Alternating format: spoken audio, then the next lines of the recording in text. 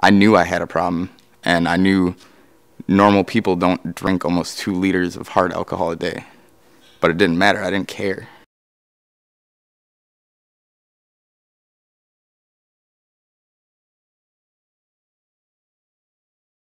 I've been a police officer since 1993, and in my career I've seen alcohol affect children, adolescents, adults, whether they are the consumers or they're the victims.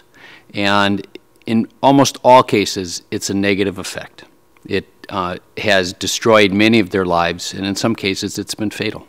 The day was as usual, went to bed, was sleeping. My husband actually woke up in the middle of the night and he was like, "Where's my phone?" And I'm like, "Why do you need your phone?" And he's like, "I had a dream." And 20 minutes later, the phone rang, and it was my stepson calling. The sheriffs were at my house, and they had said that Jason was killed in a car accident. And then I had to make the phone call to my mom to say that the sheriff was at my house. There had been an accident and Jason didn't make it. Life will never be the same.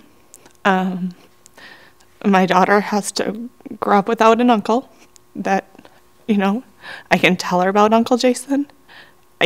We can visit his gravesite. All as we know is the driver, they had all been drinking. The driver of the vehicle was over the legal limit.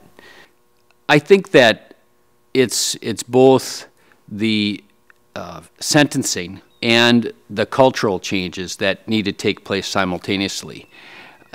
For some people, they don't really think too much of the money, but if they realize that it's going to have a more permanent effect, maybe, just maybe, they might actually change some of the way they do things. When they start to make the legal limit smaller for subsequent offenses, again, the real chronic offender, that's not going to affect. They're drinking way beyond that. It really has to be more about sentencing and in conjunction with treatment, and then, again, changing the culture.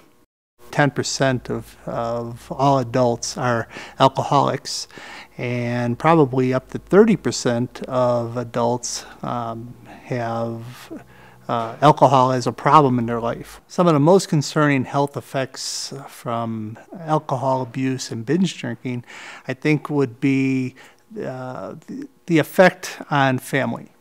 Addiction is not your casserole disease. When somebody has cancer or diabetes, everybody rushes over and makes you food and gives you fundraisers and blah, blah, blah. When you're an addicted family, it's more, "Oh my God, really? What's wrong with you?"